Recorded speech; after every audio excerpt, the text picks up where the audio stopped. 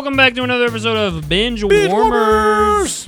I forgot we didn't announce ourselves in the last one. I know, we just kind of did it. My name is Will. Yeah, we ball. We ball. What's your name?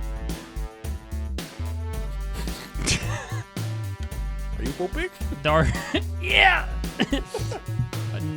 Nighthawk. Night. What is it from the Step Brothers?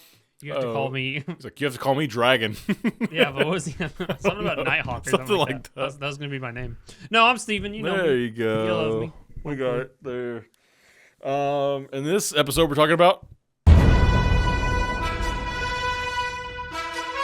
But yeah, we're watching season 2 of Invincible. Yes, the first 4 episodes. This is part 1 of our review, season-long review. Which, it kind of helped us because we were talking about, we were like, do we want to do like episode by episode? Do we want to do it in pieces? Or do we want to just do the whole thing? Well, the studio made the choice for us. Thanks Amazon. Yeah, so we're going to do the first 4 and then do the next 4 when they all come out. Yeah. So, but like so far this season, banger. Really good. The first no complaints. The first season was really awesome too. Yeah. Really hooked me on this series. I was kind of looking for something like this, where it wasn't like strictly Marvel, strictly DC, but it's more just a commentary on the superhero genre. But it's also got more of like something behind it. Like Nolan is a very interesting villain. Yes. For the first season at least. And the fact that he's got that personal relationship with Mark, the main protagonist, it's kind of. I really liked Dark Blood. Oh yeah, is that his name is? What is it? It's something dark. It's like Dark Man or Dark Hawk. It's not Dark Hawk. Dark. It's just Man. You can keep going. I'll look it up. Have you seen the memes where it's Batman, but they take his ears off and they just call him Man? Yes. That's what that. He just looks like that. It's Damien Darkblood. That's his. Oh, the demon guy. Yeah, the one who's like trying to solve it and stuff, and he gets really close. Who's the Batman guy? Oh, that's Darkwing. Darkwing. I think so. Yeah. Okay, it's similar. He was in one episode, so it's hard. I do love Dark Blood though. Like, what a phenomenal. Look, it's like it's like Batman mixed with Hellboy kind of. Yeah. Dude, such a good mix. What's funny, right? It's so funny. So in the show, he kind of figures out that Nolan killed the Guardians of the Globe. In the comics, they found out, and like 5 issues later, Damien Darkblood says, "I need to talk to Cecil. I know who killed the Guardians of the Globe. It was Nolan." And they're like, "My guy, we've known this. Did you not see the battle in Chicago? What do you get out of here? I don't want to see you anymore." And he just goes, "Fine," and he like leaves. But he figures it out way past everyone else. That's super funny. So He's awesome. like really bad at his job. Yeah, like I was reading the comics and I was just like, what? Oh yeah. So we didn't do anything on Invincible because this podcast did not exist 2 years ago. So and I think shocker in the future we may. Well, I don't know. May not. It depends on the property, but if something's coming out like say season 2's coming out, and we've already binged season 1 just to prepare for season 2. Maybe we'll do something like that. Yeah, but it's sort of situational. Yeah. No, season 2 opens up with it opens up with alternate reality where you're kind of wondering what's going on here, and then it's Mark is actually sided with Omni-Man, his dad. Yeah. And was like, "Yeah, we're gonna kill everybody. We're gonna take over the world." And we know because obviously the show persists and there's more seasons, and we know that whole father-son dynamic of like villain and hero is gonna keep going. But for a moment, it's like, did Nolan come back and then Mark just like, okay, don't beat me up again, like we'll do it. So there's like your way now. There's like an idea of like maybe that's what's going on. But really good way to open a season. Yeah, well, it's like a good sort of injustice opening of like, here's what could happen if Mark did go with Omni-Man. And there's still some resistance because there's superheroes on Earth, but none of them are nothing compared. No, I mean they barely hide underground. They barely keep whoever is hidden. Yeah. So, but we get Angstrom Levi. Is that his name is? Angstrom Levi, really cool character. Voiced by Sterling K. Brown. Yes, amazing actor. Essentially, he's the only one in the entire multiverse who can go to different multiverses. Yeah. Not even his other counterparts have that. But he was like, I'm gonna get the Maulers. I'm gonna get them to. But they don't. No, none of them can. So he pulls them in and stuff, and he has them hidden in safe houses. For some reason, I thought that was like the multiversal power connected them together. No. So I'm getting a hint of Kang. I'm getting a hint of America Chavez. Yeah, some multiversal stuff. Yeah. And he straight up was like, I want to just know everything they know. Yeah. So he gets the Maulers in. We think it's just our Maulers, but then it turns out all the Maulers from a bunch of universes are just out there doing the same thing. So he promised our Maulers, you'll get a multiverse. I mean, you'll get a universe. to yourself. Whatever you want. Yeah. Yeah, I'll give it to you. Did he promise that to every Mauler twin set? Probably You so. know? I don't think because he was like, I'm not a villain. I don't want to work with villains. His intentions were pure. Yeah. And then they just got completely warped. They always start that way, right? Yeah. Most of them, they always start that way. Which is really cool because in the comics, he kind of just blamed Mark for his disfigurement. It wasn't that he had the people inside of his head, because in the show they did a lot better of no, he doesn't know which one he is, so he thinks his mark is the bad mark and stuff. In the comics, he's just straight up, you made me ugly, I'm gonna kill you. And there's like a whole thing that happens later on, which we'll see. I'm thinking towards the end of the season, and then the second half. They moved pretty quick, right? Like through the. They did. I honestly think this season will cover the rest of the omnibus. Wow. Of the first one, because everyone was like, it's only covered this much. They didn't really tell you that some of the stuff that was in here also spreads into the. They're filling in the gaps with stuff. Yeah, the book is this big, and the 12th issue is like Nolan going bad. Yeah. But some of the stuff they talk about in season 1 was spread out in the omnibus that they just said, okay, we're gonna put this in season 1. Oh, so okay. I really think they may finish I'll have to revisit the past a little bit, but I think they'll finish the first omnibus. That's pretty cool. In this, because I think they were wanting to do like 8 seasons. Yeah, I was gonna say because it's gonna have to go for a while. Yeah. But that's again, we got to get our release schedule down. Yeah. Like to where it's not annoying every time. Yeah, we release I don't want to wait 2 years, get 4 episodes, and wait a month and a half for another 4 episodes. And we were talking about that with other things. Streaming as a whole, everyone thought a lot of streaming platforms would be good for the market because then us as consumers can tell them what we want. But it's not like that. They're just telling us how it is, and we have to just accept it if we want to watch that content. It's because everyone's paying for it. Nothing's really shut down except for like. No streaming service has gone out of business yet. Right. Like and it's, these are funded by other companies too. Like Paramount's funding Paramount Plus and, they have these massive corporations behind them. Right. Like Disney's not going to go belly up, at least not like immediately. Yeah. But anyway, so Amazon has good stuff, and I think they do a very good job with their animation. And I'm not throwing any animators under the bus, but I just don't like because it's already animated. The showrunner just said they get lost in the shuffle of the holiday season. It's like, my guy, Christmas isn't for 25 days. Yeah. I can watch TV from December 1st to December 25th. Right. I'm not sitting around with family all the time. 90% of December is going to be normal. Yeah. Invincible episode 3 of season 2 came out on a Thursday. You know what I was doing on Thanksgiving while my girlfriend was cooking? Watching Invincible. Trying to watch Invincible. It didn't come out till Friday, I guess, because of Thanksgiving. Yeah. And I think we were talking about it. Did it? I thought it was later that day. No, it did not come out until after midnight. Oh, wow. Yeah. Okay. I know because that's when I watched it. It was after midnight. I kept refreshing Amazon. But you see this a lot with video games too, is companies base a success on a game with how much is pre-ordered. Yeah. And I think streaming companies see how much of their show is a success by how many day one viewerships they have. Right. Which I don't agree with because you're a streaming service, your show's going to be on there forever. The whole point is to be able to watch it whenever you want. That's what they don't get, I think, a lot of the time. Because but again, Stranger Things or something like that. Yeah. People went gaga for the first couple seasons where they would just drop everything right away.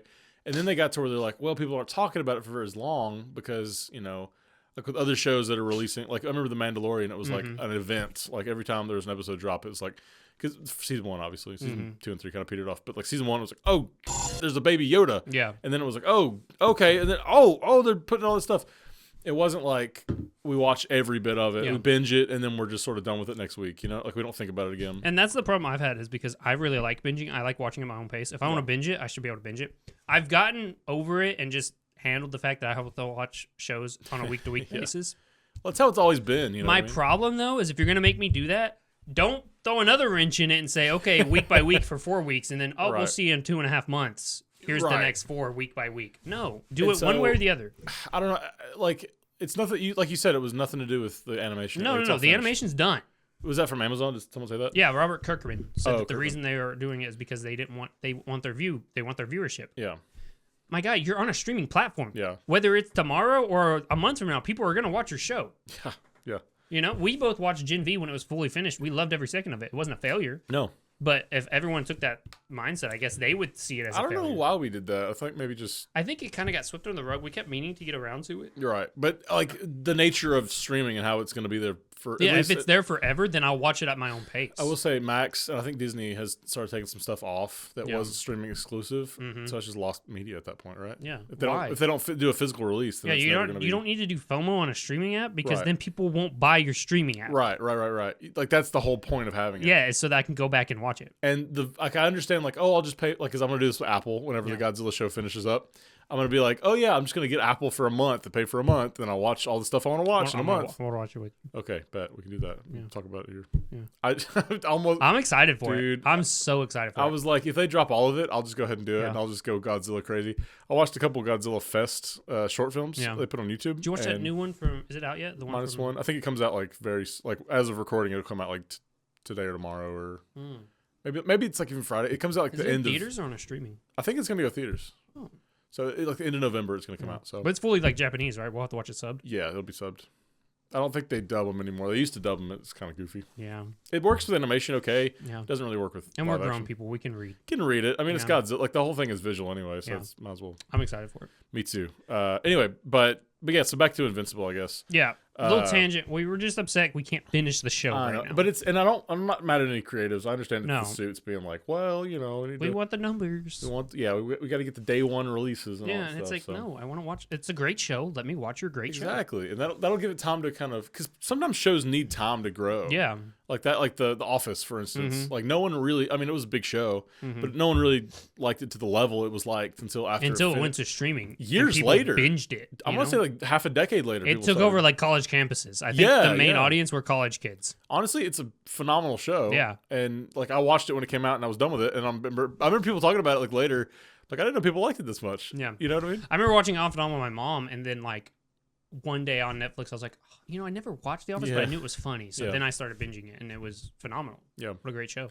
But anyway, so but back to Mark Grayson. Yeah, the first episode, he's really just trying to kind of not be his dad. You notice there's like a whole montage in the first 5 to 10 minutes of him just saving people. And he's saving people recklessly. Yes. It's sort of like, I don't know what to really do. I don't have like a funding behind me. No one's like helping me. So I'm just saving people. Right. They're screaming. I'm there to get it. And he's doing a really good job. It's kind of set to a music track. Yeah. Like it's like a sad, like melancholy kind of feel. So it's a nice little change of pace from like, oh, you know, he's all happy-go-lucky first season to like, he's got some baggage now, some big baggage. Yeah. So I like that kind of change, especially after something like that happened. When he's fully healed from getting the kicked out of him by his dad. Yeah, that's got to be traumatic, right? Yeah, knowing that you were an inch from death, and the only reason you're alive is because your dad had a change of heart for some reason. We don't even know. It off. He might have went back. I thought he was going back to his home planet to be like, we can't do this. Yeah, you know.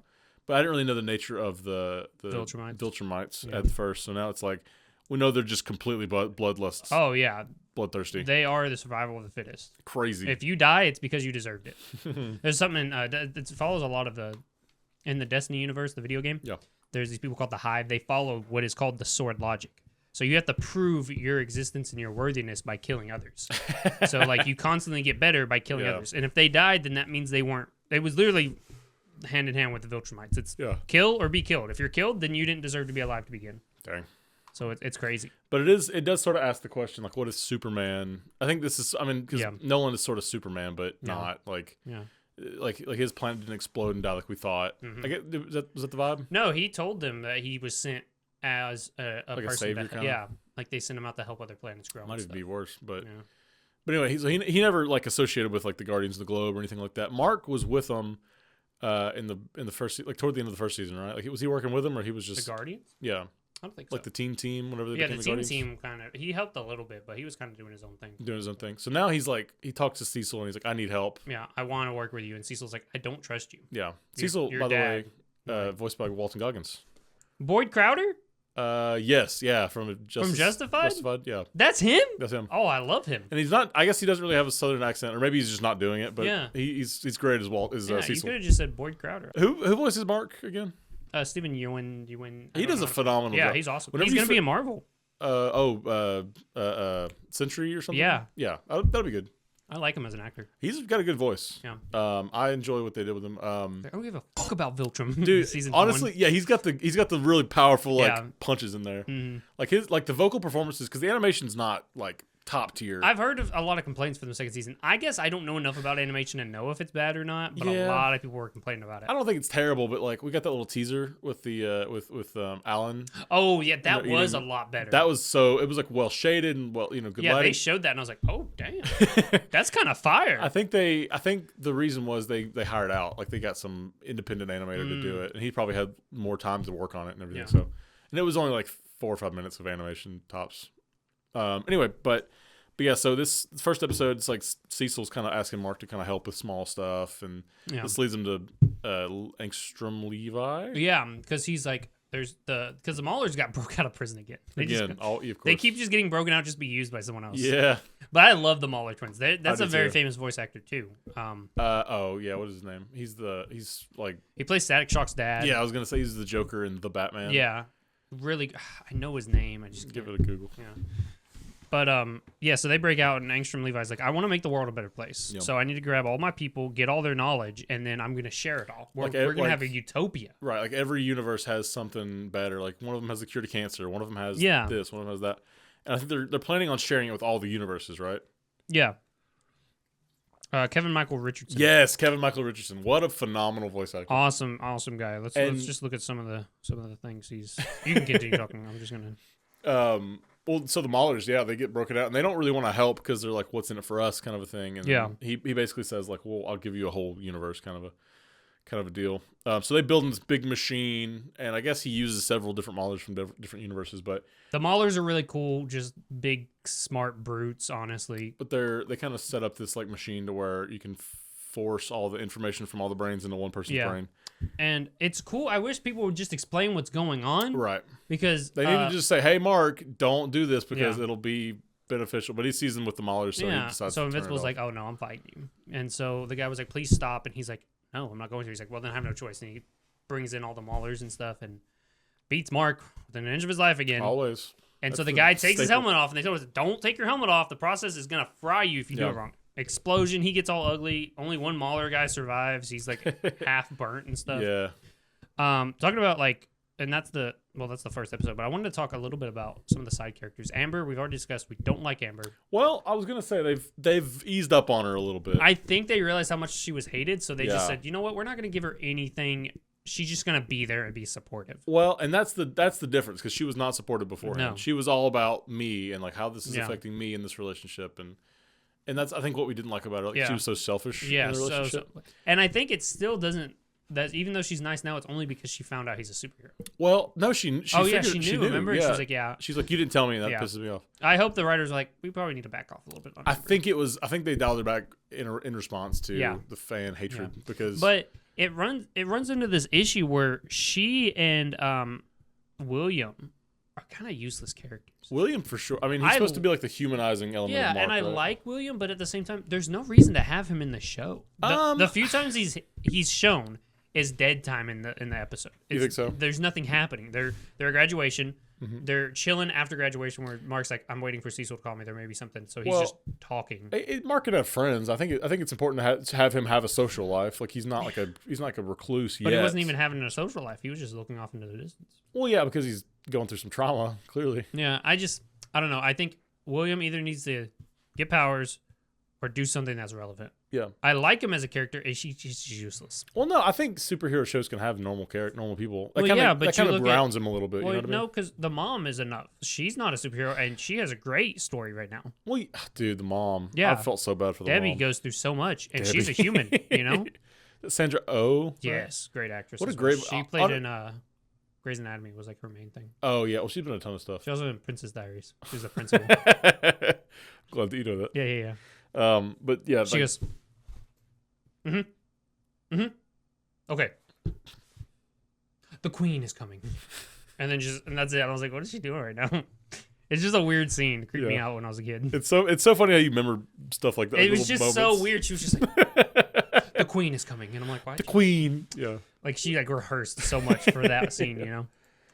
No, but like Debbie, Cecil, they are humans that don't have powers. But they're not Mark's age. Like you need kind of like the balance. Like this is Mark and this is what Mark would be like if he wasn't a superhero.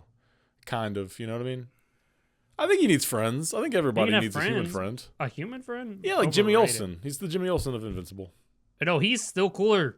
How does Jimmy Olsen we take cooler? Jimmy Olsen from My Adventures of Superman, he's way cooler than William from Invincible. So you think he's just more funny? Like he's got more to do? He's just more. Yeah, he does more. They don't give him I enough. would give William more if like they should be like the episode where they're in college finally. Yeah. Is that 3 or 4? I think it's 3 because they introduced us to Alan the alien. Right, 4 is all in the Yeah. in the spoiler alert for Invincible season 2. Obviously. Yeah. You shouldn't be watching this if you think we're gonna spoil it, but Yeah. spoiler alert for that. So yeah, no, I think you're right. They need to give him a little more to do. I don't think that's his fault as a character. I think that's the writer's fault to not incorporate him more.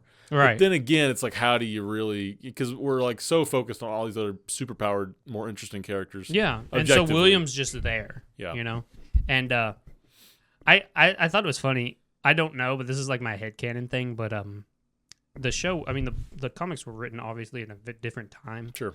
So there was a lot of times he would have Amber or Adam, Eve, and Mark just fly him around, and they would always be like, oh, "This is so gay," and I was reading it now, and I was like, "Oh wow, they said that. I forgot they said that." Yeah. So I feel like they said it so much that the guy was like, "Let's make him gay in the show." You know what I mean? Because it's not a one-time thing. Is Every he not time, gay in the, no, he's not gay. That's so funny. So I feel like the amount of times they said this is so gay for flying We're him around. We're making up for it. He's actually gay now. He's actually gay. I don't know if he's gay later in the comics. I've not gotten that far ahead. My buddy is supposed to be letting me borrow the second omnibus.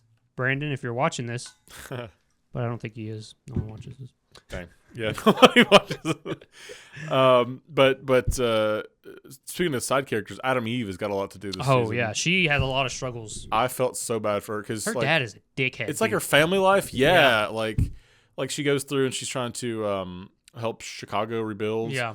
And she was like, "Oh yeah," like she's just magically, she does her powers just like manipulate matter atoms or it's pretty OP power. OP stuff, dude. So she's like, she's just fixing buildings and stuff and doing it way faster than construction crews. And the guys who were doing construction weren't too happy about it, but they're like, "This isn't even. We don't know if this is up to code." Right. Which I think is a valid thing. Oh sure, yeah. She went in half cocked and was just like, "I'm just gonna get all this done so people have somewhere to live again." Mm-hmm. And there's a mom that comes up to her and is like, "Thank you. They've been doing that for months. They've been just waiting around to fix it," which is how it is. That is because there's a lot of red tape to get around, and then the construction companies get paid most of the time by the time they're in. So if they we're can sucking drag up their all feet, the time. yeah, because they want all the money. It's city funding. The city's just going to pay you until it's done. And then the people are the ones that have to suffer for it. Yeah, it sucks. We see that in the real world. But again, like she didn't really spend her time doing research and figuring out what she could and couldn't do.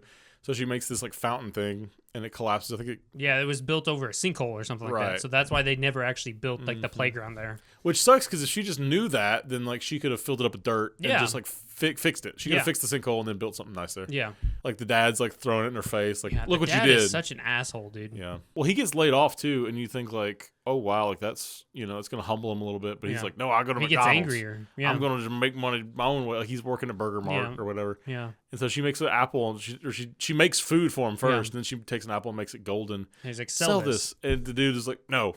He's like, change it back. Which I actually saw someone comment, he's kind of smart for not selling that. You try and sell that, instantly getting audited. IRS is at your door. Also, like it's gonna just raise questions. It's gonna cause more inflation too. Like you can't just make gold. You know what I mean? Yeah. Like that's not helpful for the environment. Especially when that's what used to back the dollar. Right. Yeah. So anyway, there's a lot with Eve going on. I'm excited for her and Mark to be like more of a couple. Yeah. I think I really like their chemistry more than I think. They work so much better. And I know that like Amber and Mark are supposed to be like the season. This part of his journey, like they're supposed to be together, but I just like Adam and Eve and I like Mark and I want them to start dating. And Adam, no kiss. No kiss. But Adam and Eve, she's a badass. She's awesome. There's that cold moment in the first episode where bad Mark is fighting Eve and the resistance. Oh yeah, and she like shaved her head. And all that. And he like breaks her neck, and the dad's like, "Yeah, sorry you had to kill her." He's like, "Oh, she's not dead. I just paralyzed her. I've got some people that can take care of her. I guess I could visit her on the weekends." And I'm just like, "Oh my god, dude, that's crazy. That's worse than just not killing her." Yeah, like just finish. Because he's like, "I couldn't kill her." She's like, he literally took on the pet thing that Nolan said about Debbie. He was like, and the dad's like, "Oh, that's what you were doing with those civilians last week. I was wondering. I wonder what you were practicing for." Yeah. Foul. Cold.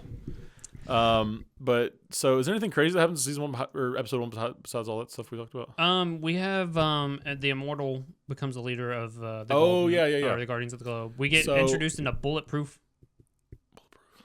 Isn't it Bulletproof? I think his name's Bulletproof. Shapesmith? No, Shapesmith's funny though, dude. I like Shapesmith. We have to do that whole thing too. That's a crazy storyline too. Is that part of the Martian deal? Yeah. Is he like one of the eyeball things? No. So it's He's just a Martian.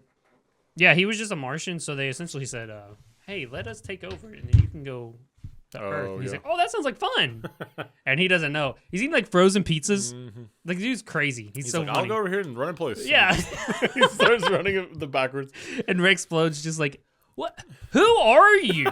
Literally, please." So we can talk a little bit about the Guardians of the Globe and where they're at and stuff, but Cecil's kind of using them to fight like the Serpent Society, right? Yeah. So he's just throwing them at like crappy villains. Like, y'all need to get better. Like y'all, Omni-Man came over and was like literally going to destroy the whole planet. Like y'all have got to do something. We've got to get. We're not ready for another Omni-Man. So yeah, exactly. So we're starting off slow and low and slow. We're going to do the Serpent Society. You better be able to beat them. Yeah. And it still like takes them a long while to do it. What's weird too, and I'm going to keep referencing the comics, so sorry if that gets annoying. No, please. I don't know if they're going to bring it in later because we see at the end the other Serpent guy comes in and shoots in and he's like, "No, I'm under new leadership." So they may still explore this route, but in the comics this happens and they get bodied by the Serpent Society. Like the shrinking lady is a dude in the comics. He gets crushed. He gets eaten. That's awful. You believe that Duplicate dies. That number one get killed. Rexpo gets shot in the head. Like almost everyone damn near died. By the Serpent Society? Yeah, by the Serpent Society. They're definitely doing that because they hyped him up like that. Yeah. So you think Duplicate's like dead. She ends up coming back later and you're introduced to her brother who has the same power. Turns out they're like cursed from like ancient China. They said your seventh son will have this. And then the guy I think ends up taking his life or whatever because he gives birth to these kids who just multiply and stuff and it's just too much for him. But it's a really interesting little side story and stuff. It's funny because they think Duplicate's dead, so her brother comes out and starts like fighting and stuff. Invincible has to stop a crime that he's trying to stop to fight this guy. And once Duplicate shows up, like, "I'm not dead, yada yada, all this stuff." Invincible goes, "Your brother's going to jail. These guys just got away while I was trying to fight them, and he came in and did all this. He's going to jail." Yeah. And he grabs him. He's like, "You're going to jail, buddy. You can't just do this." It's so funny. So I think they're going to do that with the Serpent Society. There is a lot of humor in this show and in this concept. Like, is it sort of a parody in the first place? Because it's not really a parody. It's like very serious topics. I think it's more of like realistic superheroes. Yeah. Because we grew up watching like Justice League and Spider-Man and stuff, and that's not real. Tongue-in-cheek. It's not realistic super. Yeah. This is like there's blood. Yeah. There's death. Yeah. People die. There's guts and gore. I love I don't know if it may be in season 1, but it's just that image of Mark being like, "I thought you were stronger." Like he has blood all over his face. Oh yeah. Dude, that's heavy. And like that's that is the perils of being like if you were Superman and Spider-Man. If you had Spider-Man's strength, you'd be killing everybody you punched. Yeah, you had to really like hold back a lot to punch somebody. Exactly. So I like that aspect, I guess. Yeah, and I like we may not go through each episode. It might take a little long. Yeah, we can just talk about it. I mean, let's talk about the highlights of kind of the plot points. I liked when they went to Night City. I liked Night City a lot. Well, and I thought too because they were like did that first guy, the Dark Wing or whatever? Did he have like superpowers or was he just straight up he was Batman? just a straight up Batman. So I love the fact that like his Robin had like that kind of like dark zone teleportation powers. Also, that's going to come back, right? Like that, like in between world thing, whatever it was. I think so. It's not in the first one, so I don't know. Gotcha. I've only read that first. I think that'll probably come back. Like you could trap all the Viltrumites in there. You know what I mean? I love that Mark was like, "Hey, I said I felt that. I didn't say it hurt. Okay, calm down." Yeah, I love that. He's like, "No, get me out of here. There's things in here." He's like, "Well, I guess we're staying then." Yeah, we're both gonna have get to me out of here. And I like that element of that city where it's just like cursed. So he's like, "Oh, the goblin cursed it or whatever." He's like, "Oh, okay," and then he's like flying back and forth. Oh, day, night. Well, it's crazy too. Again, I hope I don't get annoyed by saying this, but in the comics, they literally just said, "Yeah, we just paid everyone to leave. Like if you're there now, you're at your own. Like it's a no-fly zone. It's like a what is that in between the trenches? What's it called?" Like a dead man's whatever. Yeah, like you can stay there at your own peril. It's not governed by anybody. So that's why Darkwing is there. He's trying to govern it. That's cool. So that would be its own cool story. The fact that all these things tie into Invincible is awesome. So he's just like, they don't explain that in the show, and I was kind of upset by that. Right. But they said, leave. Everyone leave. We can't fix this. we can't patrol it. It's constantly dark. There's no good like infrastructure I got the stuff. vibe You gotta leave. that it was like a very low income place to live. Yeah. You know what I mean? Like there's not very like you don't live there on purpose. Like you have to live there. Yeah. You know what I mean? Well, they were paying them to leave. In the comics, nice. they paid everybody. They said, "Here's some money, get out." Was that episode 1 or No, I think it was episode 2. So episode 2's got a lot going for it because they go to Atlantis, I guess, right? And that's where they meet the queen of the fish people. Yeah. And she's like, Mark thinks he's gonna have to marry her. He goes down there. Cecil's like, "Okay, kid, we gotta get you married to this because your dad killed the past king. You have to marry the spouse, right? Because bloodlines or whatever." Yeah. And so Mark's like, and he goes down there. He's like, "I've got a girlfriend." And I really can't be doing this.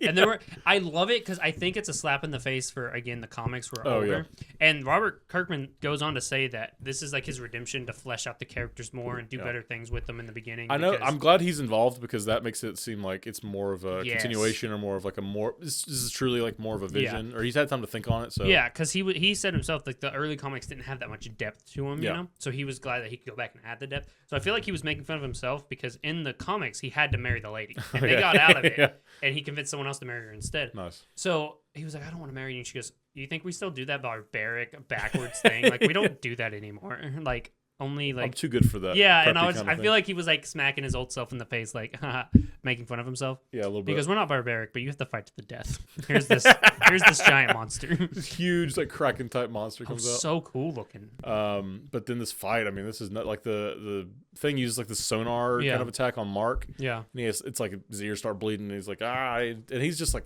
this, I'm about to leave. Yeah. And then the way he gets out of it, like the chains holding it, one of the chains breaks off. So then like the people are in danger. They're like, "Oh." They love showing just pure guts. You know how many times you see intestines in the show, dude? It's a lot. Well, it's realistic. There's a ton of guts in your body, you know? Yeah. Yeah. And they would be spilling out if you got ripped open, I guess. Yeah.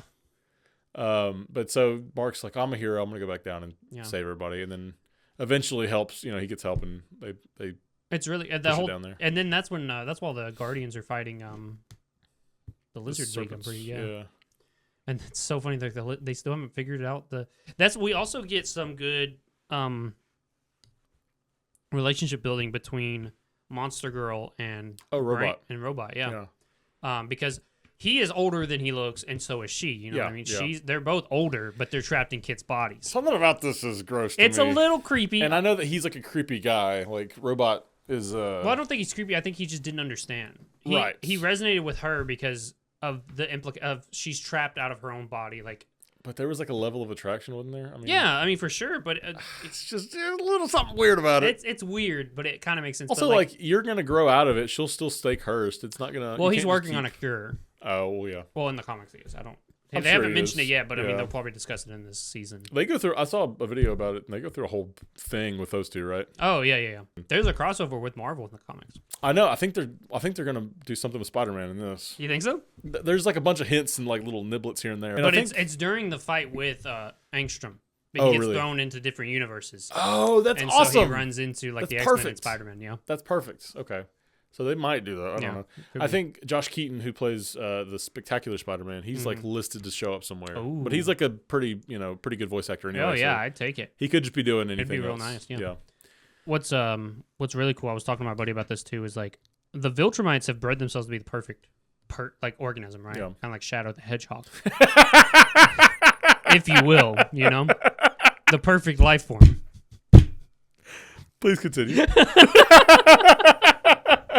Well, so what's cool is like if you or I went to the gym and worked out, right, we would hit a peak, right? You couldn't go further. The Viltrumite body is built to just keep going as far as you need it. So in the comics, I'll get a little ahead of myself, but in the 4th episode, he fights those Viltrumites. Yeah. He doesn't do very well. Yeah. And he ends up going back to Cecil and saying, "I need help. I don't know what you got, but you got a bunch of stuff. I need you to help me train me, get me stronger. I don't know how to do it." So what he does is he flies, and flying, like Nolan said, it's like tensing a muscle. So the faster you go, the more energy you're exerting to do that. So what he does is he pushes himself as fast as he can to fly faster and faster and faster. And then, so Cecil has him hooked up. He's laying on his back, and above him is this massive fucking just piece of metal. It's like an electromagnet thing, and above it's another magnet. So when he pushes it, it's pushing back down on him. So that it's like equal to opposite That's force. dope. I love so that. that he'll never be able to lift it, but he can strain his muscles to get stronger, and that's how he gets stronger and stronger. That's sort of it's obviously not an issue with Superman, but like that's sort of the thing I've thought about with Superman is like, how does he look so ripped? I guess his body just naturally gets toned from the radiation, but it's like you work out to get ripped, you know what I mean? Yeah. And in this context, you can't do that because he's got the radiation, so he's already super strong and powerful. And how do you get stronger? Right. You know, like there is no getting. It's no. How did no Nolan Goku stay move. in shape? This is my biggest argument for. Yeah, right. This is my biggest there- argument for why Goku could beat Superman. Is like Goku keeps getting stronger. Yeah, he keeps working out. I think there's a limit to Superman's power, Yeah. and I don't know that. I don't read comics, so I don't know. But Well, Superman's lifted some stuff. he lifted some big things. I mean, when you look at Superman Returns, he lifted an island. oh wow. Well, I heard he lifted a car. I mean, you once. saw that That's Superman pretty Returns. Shut up. But No, I never saw that. The one with where it's like the 2000s. Kevin Spacey, yeah, Yeah, I never saw and Brendan Ruth. You never saw that one? It's actually pretty good. it. I know he gets shot in the eyeball or something. But what was I saying? Uh, How did Nolan? So like Nolan is stronger than anything the Earth has, right? So how is he staying in shape? Well, he fights crime a lot. Like the kaiju gives him struggle. You know what I mean? Like the robotic dead guys that Cecil. Yeah, that was using. after. I'm saying the whole time he's been down there. I think well, because we see that the Guardians of the Globe, like they're all beating the shit out of him. Really. Yeah. I know in the comics it's much different. Like he just kind of single handedly beats them. Yeah. But in this one, at least like they put up a fight. Like they get him bloody and bruised. Yeah. Like he's sort of. Cause I don't think he's like. I mean, like some of the supervillains probably give him a little bit of trouble. Yeah. Like I think working out is essentially solving crimes for him. They said to someone commented, if Red Rush had just kept keeping the superheroes away in that fight, they probably win. But the problem was Red Rush tried to fight him head on. You shouldn't have. You should have just kept moving people out of the way as they were about to get their death blow from Omni-Man. You know what I mean? Just okay, move you, keep fighting. Okay, move you, keep fighting. Kind of heal thing. up a little bit and come back. There should have been I know he locked the doors and stuff, right? Like there was no way in or out. Well, they didn't even try to get out. They were just like, he's fighting us, we have to kill him. But like I like the Martian guy can go through walls and stuff, right? Yeah. Or the green ghost. The Phantom Lady. So like one of those two could have gotten in and out of like the room. They should have just gone out for help. Like Yeah. I don't know what you do if Who are you Omni-Man's- gonna get help I was with? gonna say I don't like maybe Cecil, but like if Omni-Man's coming for you anyway, I guess they knew this was like the last stand. Yeah, like they they had- all yeah. just thought of that. Anyway, nuts. It's crazy, dude. That first episode where it ends like that, I'm like, it just hooks you forever. So like, there's a reason. I think I like Invincible better than The Boys. Really? For a simple reason. It's realistic like The Boys, but The Boys, they're not superheroes. And I know that's the point, right? Is they're just a bunch of people that were, they're corporate lapdogs, essentially. But that ruins it for me. It's just a little too dark, a little too realistic. I think it's too realistic. Right. Everyone has a motive, and they're all greedy assholes that don't actually know how to be a hero. Yeah. And for me, it's too depressing, I like watching it, but damn, I just feel so depressed after finishing an episode. But and like I will say, Invincible makes you feel happy sometimes. Yeah, because there's they're obviously heroes, lows, but there's highs too. Yeah, but they're not. They're heroes that do the job, and then sometimes they get killed. Right. Right. That's realistic. Yeah. Whereas this one is more like, in the world today, if heroes became a thing, they'd be like The Boys. You know? This is in the world where heroes just exist. Well, it's also like the circumstances for heroics in the world of The Boys. Like they're created by Vought, so like they're essentially all owned by Vought, and Vought kind of runs the world anyway. Yeah. So that's which is also like, how many times have we seen companies almost go out of business just because of like Twitter things and stuff? Oh yeah. And yet Vought doesn't have that. I think they're just so like they own so much, like because they own the news, they own the social media. Yeah. I mean, they own the superheroes, for instance. Like they just own everything. They just own everything, so it's harder to. They almost take it too far. Yeah, but it's funny a little every time. That's why I'm like, there's no way you get away with that. Right. There's a couple things like we were talking about it with the guy who's in Gen V, where he's like touching all the holes and stuff. I'm like, this can't just be like a villain. Like he's got to have like some weird sex thing too. Oh yeah. I was like, why Tech can't Knight or whatever his name is. I was like, why can't people just be like evil, or why can't people just be bad to be bad, or be good to be good? Like just like Starlight's the only character we know who's like not compromised essentially. Well, the girl too, the main character, Marie. She's also she just wanted to be a hero. That's true, but she got manipulated because she's young. I mean, what do you mean? We'll talk about it more with the Gen V episode probably. Okay. But yeah, Invincible. It's also bright. I don't like drab is and colorful. dreary too much. It gets a little tiring. After Yeah. a while. I love The Boys. I love them, but sometimes it's just a little overwhelming. It's a little much every episode. Yeah, where it's just dark. Like I could watch Invincible all the way through, and like The Boys, I'd probably need a break. Yeah, for like sure. I couldn't just like Always Sunny in Philadelphia. Love that show. One of the best shows of the century, probably. Yeah. I can't watch it back to back to It's back. just so dark. I get grossed out Yeah. by the characters. Yeah. I know that's like gonna make me sound like a can girl. offer you but... an egg in this trying time. Yeah. Anyway, but there's some like this show. It's more appealing, I guess. Because there's the happy ending you still want. Yeah. People want to crap, like my girlfriend loves crapping on happy endings are predictable. I don't like, and then she cries and gets mad when the happy ending doesn't happen. Right. Everyone wants the happy ending. Yeah. And I am a sucker for a happy ending. I want everything to have a happy ending. I think like happy endings are subjective to the media. Like they're characters don't always end up in a good place or a bad place, but like Star Wars is a good example. It's like we didn't need to see Luke Skywalker's the rest of his story after the sixth movie. We can just infer what happened, or or even like Avatar. Like we don't really need to see what happens to Aang afterwards. Yeah, I mean I like where he ends, like the happy ending, but he has all these kids. And he's kind of an absent father. I'm just saying. Do what? If you're gonna do a sequel, keep it Aang. I'm just saying. Right, but I mean like for instance, other characters have a negative, like his son, voiced by J.K. Simmons, who voices yes. A phenomenal voice actor. Yeah, I don't think Aang meant to, but there was a lot of pressure being his kid and Katara's kid. You know. Yeah. Because he was kind of absent from him, right? Yeah, because I mean he's the Avatar. He's gonna have to be. He's busy. Yeah, and it sucks. But that's what I'm saying. Like we don't need to know that. Like I would have almost liked it if it was further in the future. We didn't have the Aang stuff. Kind of wishing we had more of Aang. Yeah. You know what I mean? And we only ever got him as a kid, so it would have been nice to see some adult Aang stuff. Oh, for sure. I think they're going back and they're going to do some more. I hope so. Yeah. Because I crave it. I crave it. Are you going to watch the live action when it comes out? I'm going to try it. I'll give it. I mean, I've been begging for something Avatar related since I didn't like Korra. Korra was fine. I watched the whole Korra show. Did not like it. This was my I appreciate it more now, but I watched it as it came out, and I was like, "What is happening?" So this is my gripe with it, and I told everyone because my buddy, he's like, "Please just get on the Korra train, just watch it." Yeah. So I love the stories addressed. I hate the characters. Like take the original cast, put them in these stories. Yeah. It's phenomenal. I just don't like Korra. The will they won't they with the two guys in the first season was annoying. Honestly, the funny like Earthbender guy was really funny though. I liked him. I love Bolin. Yeah. But that's the thing is like the stories surrounding them were phenomenal, great stories. All 4 seasons had great stories around them. Yeah, I will say the characters are not as strong. Just take Korra out and put Aang in, and it's a 10 out of 10 banger. It's the same person. It's the Avatar. Funny. Anyway, back to Invincible. There's episode 3. Yeah. Oh, we talk about Alan the alien. Is that what we're talking about? Yes. Okay. Seth Rogen is a G. Mark and Amber are about to have sex, and they think William's having sex. Nice pivot.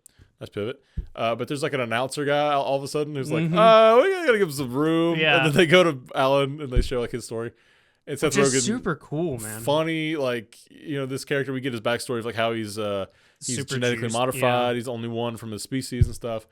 And I guess there's more of his kind out there, but they're not. Yeah. None of them are like him because he succeeded. And they're like, okay, and then he got his ass kicked by a Viltrumite, and they're like, never mind, we're gonna shelve this because obviously it didn't work.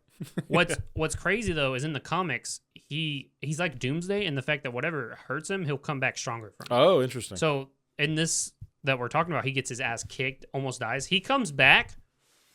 Roided out, bro. Yeah. Like he can take on a Viltrumite, no problem. Oh, really? Yes. Wow. When he comes back, dude, he's probably the most powerful being in the universe. I'm not even kidding you. I like that he's so like human. Like he's so like he's got so many just like he's goofy kind of. Yeah. Know? I think he's got the Seth Rogen charm to him. Is Seth Rogen? Yeah. I mean that's he's a producer on the show, so he's probably like I think he wants to find a way into every show that he's doing something, especially animation. But yeah, so like he goes to he misses the ball in the first time. It's not Uroth, it's Earth. And so he comes back and he's like kind of fighting with these little twins who are like, you still made a mistake, but I found a Viltrumite who can help us. Yeah. So, okay. So is it still a mistake? Yeah. Yes. We got Thaddeus. Oh yeah. Dude, what's his name? Peter Cullen. Oh amazing voice. He just commands the respect. He does sound like Prime. Like he's Optimus Prime essentially. Yeah. So that's good. Yeah. I don't know if he's bad or not. We saw him like take him off life support or something. He's the mole. Yeah. That's interesting. I was thinking the mole was going to be his girlfriend. Because he was like, I shouldn't tell you. And I was like, you shouldn't tell her. You told her. But she's fine, I guess. But that's the thing. You should realize it's not her because she didn't know, but the Viltrumites show up as he's telling her. I kind of thought she was playing a long con. Like she was she already knew? Yeah. because like he was there with her, Yeah. and I'm like, oh, she told them where to go to find him because she would have him there. Yeah. But no, Man, when he's getting his ass beat and his eye comes out, I'm just like, oh, put like the 21 Jump Street. Put that back in. Put that back in there. I don't like that. Get that. That's pretty good. That's pretty good. So he gets this kicked out of him. He dies. Essentially, he's on like life support right now. He dies. So yeah. Well, they take him off life support. Yeah. The Peter Cullen character. Supposedly, we don't know if that's what he was doing right now. It looked like what he was doing. I don't know. We'll check because he had like the little like vital signs, and then he turned goes, it off. Sorry, son. Yeah. Granted, he's not like dead. We don't. I mean, the machine turned off. We don't know if that killed him or not. Yeah. Anyway, but yeah, he's a fun character. I love Alan. And I like seeing some intergalactic intergalactic stuff. I was stuff. going to say interdisciplinary. What is that? Like between different disciplines. What? What are you trying to say? In college, you can get an interdisciplinary degree, and it's just like if you don't want to pick a degree, you just go. You can pick. So what does classes. that have to do with the show? I misspoke and thought it was funny. Oh, what were you trying to say? Interplanetary. Oh, okay. Or like interuniversal, just like more cosmic stuff. I think it's cool. I like it too. Especially since like the Viltrumites are in space. Like it's cool to see like there are other planets dealing with it. Yeah. And this is sort of like where the series will go. I mean, even kind of think like there's like a bug that crashes at the end of the third episode. Mm-hmm. I forget his name. It's like something buggy. Didn't really matter, I guess. It doesn't. So the bug's like, can you come save our species? There's gonna be like a meteor shower. And I kind of thought like this might be a trap for some Viltrumites. Maybe the Viltrumites are the actual meteor shower. I don't know. Which, before we get into that, we got to talk about the Viltrumites dispatch Alan with such coldness. But there's like a couple of them, so they really take him on. Yeah, like and that's the thing is only one of them was really needed to kill him. Yeah, I mean, like it was overkill. But they all wanted a piece. They wanted some information from him, and I think they knew they weren't getting it. Right. And I think if we can assume that every Viltrumite's like this, we're gonna have a long road ahead to stop these guys. I've already seen a few of them, and they are crazy. The lady had like a little spike, like a little blade on. Yeah, the dude, that was crazy. She was not in the comics. I'll tell you that right now. I was gonna say I saw like a comparison between the show and the comics. In the show, it was Mark fighting a guy, or in the comic, I mean Mark fighting a guy. And in the show, he's fighting a girl. Yeah. And it's like an elderly woman too, but she's kicking the shit out of him. Yeah, which is kind of cool. It's funny. It's just like, oh, you can't even beat an elderly woman of Viltrumite. You know what I mean? She's probably like 3,000 years old, and you can't kill her. But she has a little sword thing on her ponytail, and she's using that as like a weapon. Kunai with chain. Kunai with hair. Yeah, works too. But yeah, they really take him on, and then like it's apparent eventually that like he's not going to give him any information. Oh yeah. So they just start to kill him slowly. Yeah. Like they just kind of take a piece of him here. They're just having fun with it. Yeah, they really enjoy it. Ugh. And like Alan's strong too, because Alan puts up a big fight against Mark. Yeah, well that's Mark. You know, that's true. Mark will get there. I mean, his first couple seasons, he's not really going to do much. Yeah. Does he win a fight? He wins the Kraken fight, kind of. Yeah, a little bit. But that's still like qualifiers. Around this time in the comics, he's already stronger than Immortal. Really? He literally tells people, "Hey, you don't have to worry about this." He's kind of weak. We didn't talk about Immortal and Duplicate. Oh yeah, that's interesting. That is. They actually explain it better in the show than they do in the comics. In the comics, they're just together. Yeah. You know? In the show, Kate's like, he's the only one that's died as many times as I have. Yeah. That hits hard. It does hit hard. Because you don't think about how much she feels every time she dies. And also, like, she said she was worried about the age gap. She's like, well, all of my clones, the age of, like, you don't really. That's a little bit of a stretch. Yeah. But, I mean, if you're both over 18, that's the only circumstance for real. that matters. I mean, if you're risking your life to save the planet, you whoever you want. Yeah, you're of over age. Yeah. Good thing you put that qualifier in there. That's where the Monster Girl stuff kind of comes in a little wonky. Them going to the movies was really funny. Oh yeah, it was a good bit because she like knows she's been around the block. She knows how to pay people off to get tickets. He's like, waiter, I'd like another fry. Yeah, it's like this is a fast food place. You can't get that. Yeah, it's so good. Duplicate's fun. Immortal. Poor Rexplode. I'm kind of feeling bad for Rexplode. I feel so bad because he's a hero. He wants to help people, yeah. but like he's just getting like he's also an asshole. Right, and people are starting to like cut him off a little bit. Yeah, and call him out for it. And he's like, "It's worked. Why is it not working anymore?" That's why he's like, "You're a cheater," and she's like, "You've literally cheated on Adam Eve. Like with me. You're a cheater." He's like, "Yeah, but not now." Yeah. It's also weird that Robot takes his DNA to make a clone because he sees that Monster Girl kind of likes him. She's like, "Oh, he's hot." Robot's like, "Bet." Noted. Let me check under the hood first. Then we'll figure it out. Noted. Samson kind of taking a back seat, and I really like him. Yeah, Samson's pretty good. He gets He's got his powers back now, don't he? Maybe. I guess so. Or is that after? It may not be right now. But oh no, he does have his powers back.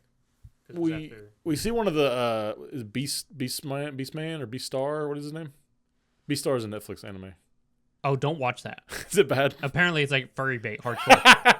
Well, who's the lion guy? What's his name? Oh, I can't remember. Battle Beast. Battle Beast. What a freaking awesome name. You see someone of his same species. I was gonna say. I wonder if they're as powerful because that one again he kicked out of Mark. Well, he's ranked like 3rd in the galaxy. Oh, really? In the comics. Okay. So Battle Beast is. Yeah. Oh, wow. He's insanely powerful. Did they get Battle Beast on their side at all? I don't know. I haven't gone that far. I want him to like help Mark and fight the I want to fight him again. He was so brutal that first fight, dude. Woo. He like licked the blood off his lips and stuff. I want to go back and watch season 1 now. I should have rewatched season 1. Yeah. But no, it's really good. And then we have to talk about Debbie. Debbie, dude. Poor Debbie. I mean, I kept thinking like, wow, we're spending a lot of time with Invincible's mom, and then I'm like, you know what? Yeah, she's really got a lot to talk. For it, yeah, she's got a lot to say. Like, I'd rather have an episode on Debbie than an episode on William. Yeah, I probably would too. She got more. I mean, she was married to Superman for 20 years or something, and then I don't know, like that happens a lot when you ever seen that movie My Super Ex-Girlfriend? You know what I'm talking about? I've seen bits of it. He breaks up and she's like a superhero. Yeah. She's like really pissed. I mean, this has shades of that. It's obviously more serious than that comedy film. Obviously. But like, what if the man you've been married to, because this happens in real life, people have double lives and people just they don't figure it out. Divorce is the common thing. How many serial killers the family had no idea what they were doing. Exactly. And then dude's like the most powerful guy on the planet. Yeah. Oh my god. In the galaxy. Oh my god. It's terrifying. And then he called you a pet. He called you a pet, but at least you were his pet. He wasn't trying to hurt you. Pet. They're there. Yeah, but she's going through it. She ends up going to that anonymous thing, which is not in the comics, by the way. I thought that was really cool. It's like his superheroes anonymous. Yes. Spouse superhero anonymous. Yeah, something like that. It's a funny little bit. It's almost like an SNL sketch or something. Yeah, I liked it. It's a good idea, and like that's kind of where we see the Green Ghost's husband or ex-husband, boyfriend or whoever, something, spouse. Yeah. And he's like, he kind of lets it slip. Like that was the number one rule. Got to keep it anonymous. No names. We're first names only. And then he kind of lets it slip that he's the Green Ghost's. And then they're at a bar. And she's like, I've got to tell you, bad move. I would have not said that, but she was really racked with guilt. She needs someone to talk. She needs someone to talk to. And Mark is like busy with college, and he didn't even tell her he went to space afterwards. No, he told Amber, but like Amber, okay, like talk to your mom. You know what I mean? But it's also hard because it's like you're both going through it, and like you need to support each other, but at the same time you can't lean on your kids. Yeah, because then you give them baggage that they don't need to have. I understand. There's a sweet moment where she's just like on the floor, broken down, crying, and he comes in and gives her a hug, and it's like, and he had kind of been kind of like on and off with her a little bit, like he was sort of. I mean, with doing that, they both have to figure it out themselves, kind of thing, which sucks. But there's that scene where she's just walking barefoot through the city. Yeah, just comatose. Yeah, and I'm just like, damn, dude, they did perfect with her. I do kind of wish that I want these people to be happy. I don't. Yeah, that's what I'm saying. We like the happy ending, especially we got like the happy like family aspect of it in the first season too. So now it's like, oh man, those people we love are really going through it. So he gets on that ship. The guy's like, hey, the buggy ship. He shows up as Seance Dog first. Oh yeah, and he's like, William's like, there's someone at the door for you. And he comes in, he like puts a blanket over. He just lays on the ground. This was like William was trying to tell him to get rid of all the Seance Dog stuff because they're adults now and they don't need to have this stuff like cramping the style of the new dorm room. Oh my god, dude! And then Seance Dog shows up. He goes, Mark Grayson, I need your help. And Grayson literally grabs him. Like, what the fuck you want? And like starts fighting. He's like, who the fuck are you? Like he just throws him at the ground. He's like, I am Seance Dog. What do you mean? He turns into a big bug. And then, he's like, sorry, I just really need your help. Yeah. That was sort of like a South Park, like have you seen much South Park? Mm-hmm. There's aliens and they show up to tell the boys that they're on like a reality show. Like Earth is essentially like created by them as like a reality show. It's like, normally there's like a planet for deer, a planet for Jewish people, a planet for this, a planet for that. We mix them all together in Earth. And that's our reality show. But they show up as like that's awesome. They show up as like the kid's parents. Yeah. And he's like, I don't like that. And he's like, "Oh, I thought it would be pleasing because you like your parents." And he goes like, "Yeah, but it's creepy." He's like, "Can you be something else?" Like, we can be anything you want us to be. He's like, "Can you be like an ice cream cone that poops out tacos?" He's like, "Sure," and he does that. It gives me memories of that. Yeah. So they end up flying. He's like, "How long is this gonna take?" Well, probably about 6 days. He's like, "Damn." Okay. Which, did it take that long? He kind of passed out, and then he woke up, and they were there. I think they just kind of time shifted it. They could have. But even if they didn't, like, he was already being dishonest to him. Like, he could have. Yeah. But I don't get the point of. No, it probably was 6 days because Omni-Man later was like, it's too long. Yeah, you're not going to make it, and you don't even know how to get back. Yeah. But no, he shows up, and he's like, okay, where's your leader? All this stuff. Yeah. And he's like, hey, it's me. Well, he's like, where's the comments? Like, there's supposed to be comments. Oh, yeah. coming. He's like, oh, yeah, they're somewhere. He's like, oh, I got dementia. Our lifespan's not that long. I probably got dementia on the way back. It's like, why am I here? Like, what is happening? Yeah. So then he shows up, and it's Omni-Man is their leader. And it's not comets, it's the Viltrumites. He says, hey, they're coming. Also, I had sex, and you have a baby brother. Yeah, God. Also, I'm not legally allowed to have sex with these creatures. And so they're all probably slated for death. Okay, well, he walks in there, and then, like, the bug wife is in there, and they, like, tongue kiss right away. Yeah. No mouth, no lip. It was straight Just up tongue on tongue. It was the fucking nastiest stuff. Oh, man. You got a little purple sun, which is so cool about the Viltrumite thing, because they said, like, if like a Krypton and a Viltrumite had a kid, they would be the perfect life form because they wouldn't be like the Viltrumite genes would overwrite the weakness of the Krypton ones, and then they'd be powered up from the sun and stuff. They could probably beat Shadow. No, he's the perfect life form. Yeah, he can't be beat. Yeah, he probably is Viltrumite mixed with. What about how Shadow like gets killed in that first game? He gets introduced in, and people are like, "We like him so much. Can we bring him back?" Can I be real with you right now? Yeah, I've never played a Sonic game. Ever? Well, good. It spares you the curse. Yeah. The curse of knowledge. I think I played one for the PSP. Okay. Well, a little bit. Anyway, but yeah, so Omni-Man's there. And right away, he's like, I've changed, Mark. I'm different. It's like, I don't believe you. You've been gone 6 months? I sure as shit don't believe you. Yeah. You killed how many people? Thousands. You did what with a bus? You called my mom a pet? Yeah. And then you had another kid? I don't buy it. You know what I mean? I don't think it's... Well, it's rightfully so. He literally goes, fuck you, and like flies away. Yeah, and he like rips off his mask and stuff. It's like this big thing. And he's like, why are these bugs worthy, but Earth wasn't? Yeah. And it's like, well, he needed that to have this change power, I guess. But he flies around depressed, like just like Debbie did. He almost threw himself into a sun. Yeah. And that's when he saved the bugs. Yeah. But it's really cool. He's like, look, they're coming. They're going to kill. I need your help. I need to train you, and we're going to get ready for this fight. Did they explain like why they're coming to that planet? Well, because you're not supposed to abandon your post. Well, I know, but how do they know he's there? I don't know. I'm thinking, okay, so here's my headcanon, right? And they might explain this later. Mm-hmm. But Alan told them about Nolan and Invincible, and that's what they were worried about when they were beating up Alan. They're like, where's Nolan at? Did he really leave his post? Is there really a human on Earth with Viltrumite powers? Yeah. And so I think the Viltrumites may have been watching Earth or something, surveilling, and then they see Mark Grayson leave, and they're like, where's he going? Maybe he's going to lead us back to Nolan. No. That could be it, because they don't really explain how they found him. Maybe a drone or something was watching Earth or something. So they're there within like an hour or two after Mark. I mean, it's quick. It's very close. Because he's like, we're going to train and we're going to fight the Viltrumites together. And Mark's like, I guess, or whatever. Yeah, I guess I'll help. Yeah. Not for you, but for the baby. Yeah. And the bugs. Yeah. I like the bugs. They have a cool like design. The bugs too, guys. They have an increase or a rapid lifespan. They live like maybe 6 or 7 months. And the one bug was which is wild. Oh yeah, and she was like, "Well, I'm sorry, I didn't mean to like replace your mom." Which is also weird. She was technically a child when he found her. I guess. And then she grew up and said, "Daddy, give me some of that Nolan fruit cake." How does it even work? I mean, we don't have to think about it too much. We don't. They're humanoid. Maybe they got humanoid holes. But like, I don't like.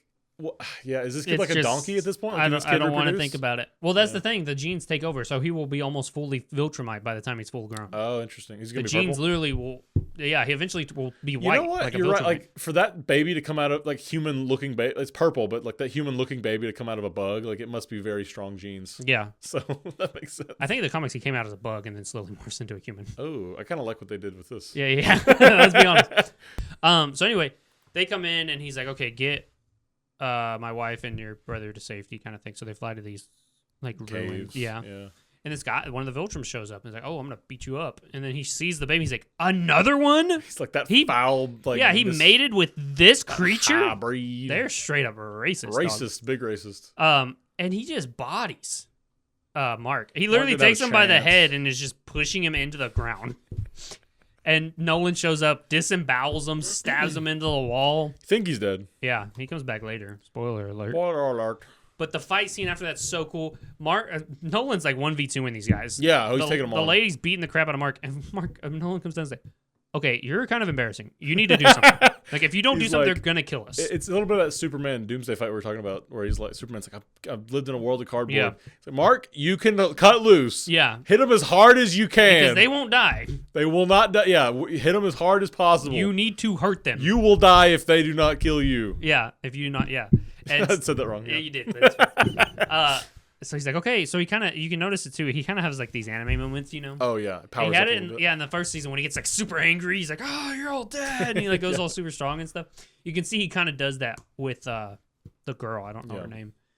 And it's fighting. It's pretty even now that he's fighting. She's kind of taking him to school and she's cutting him up a little bit with her sword she's thing. fucking him up. But he's getting some punches in. He's like getting some good choreography. Like Yeah, he's hitting with an elbow here and he's coming back and he's getting with a, Oh, so epic, dude. He's like, I was like, doing this pretty is good. what we wanted. Yes. But he falters right at the last moment. She slices him through the chest. It's like he doesn't want to kill her. I guess. You don't want to take the final blow kind of thing. Oh, so Nolan literally stomps the guy's head in and then comes and gets the girl.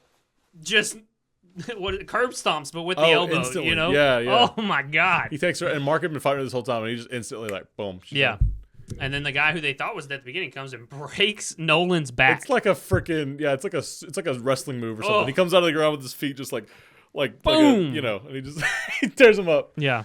Mark's laying there almost dead.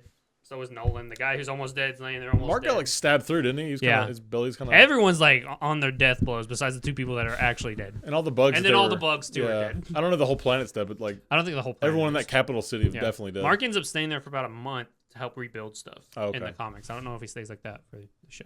He better That starts involved. that starts spelling the end of his and Amber's relationship because this is when she starts realizing that he's going to be gone longer and longer and more, and she starts like having feelings for other people and all this kind of stuff.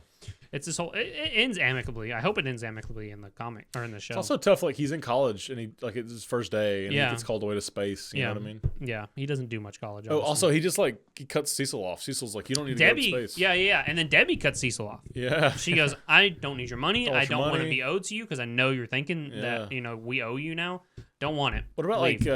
Omni-Man writing books? Isn't that funny?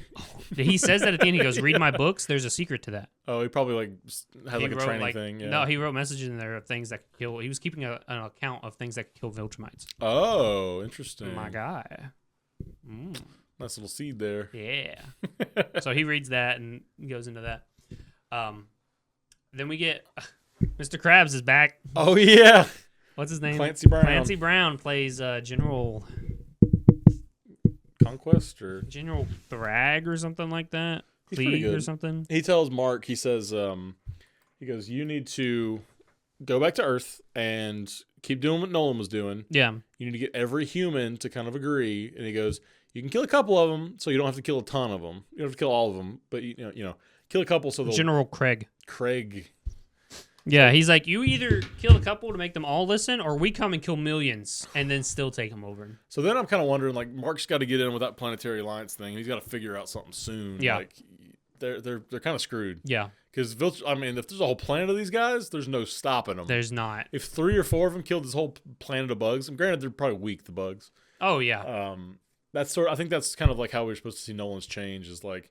And that's what Nolan sees all these people dead, and he's like, "Why do I care?" Like, tears just streaming down his face. He's like, "I shouldn't care. They were not worthy of being alive." He kind of finds his humanity a little bit. Like Superman was born with that. Like he was born in Kansas, so it's like his whole life. Boy. Yeah, he was just always born to be a good person. Yeah. Nolan was born and raised a heel, and now he kind of like Earth has kind of taught him a little bit. He's got to learn what it means to be a good person. Exactly. But like he's choking Mark out at one point. He's like, "Why do I care?" Yeah, he's like, "I don't like this." Do you? Okay, so in your opinion, do you forgive Nolan, or do you kind of see where he's coming from now? Do you like that he's like? Do you like that he's trying to make up for what he did? I think it's too soon to tell. I kind of didn't feel bad for him. I was like, okay, you're a fuck ass. I don't like you. No, he's on a redemption arc, but I want to see the arc through before I start having good feelings of Nolan. Yeah. You know, because he's done a lot of bad. I do believe in second chances, but you have to do a lot to try and come back from what Nolan's done. I mean, I don't know. I believed him that he was like trying to do better, but I'm like, it doesn't cover. Yeah, it's too little, too late. Yeah. So. And like Mark hugs him because like they come back and like they see each other for the first time. That's his dad. You know? His dad, and he missed him. I mean, he's obviously mad at him. Yeah, he hates himself for hating his dad. He hates his dad for the things he did. He hates it. It's just emotional. I mean, there's a lot going through the kid's head. Yeah. So it's not something you can easily just be like, my dad's a bad person, you know, because you have to wrestle with the fact for the 18 years your dad was a great person. You're a hero, Yeah. you know? Yeah. And now all of a sudden he's It bad. was like a switch. It just happened. Yeah. It's for Mark, you know? And Right. so he's got a lot he has to deal with. So Crazy. I understand him on that. But And now we got to wait till January to watch the next. we didn't even talk about, it's so funny, the Mahler twins. He makes a Oh, twin yeah. because now we know who the actual person is. And so Yeah. the other guy's like, we can't have that. He kills poisons him. kills the ugly looking He's like, one. you can't make juice for you can't make lemonade for nothing. And Yeah. He's like, well, I spiked it with arson. So my lemonade's awesome. So then he's gonna make another clone. Yeah. And it'll be back to normal. back to status quo. Yeah. Anyway, but are we missing anything? Did we I think cover all we this covered pretty much everything. stuff? Man, it was Great. It was a ride. Great show. I love that, like the little Atlantis subplot too. Like, Yeah. that was a fun little.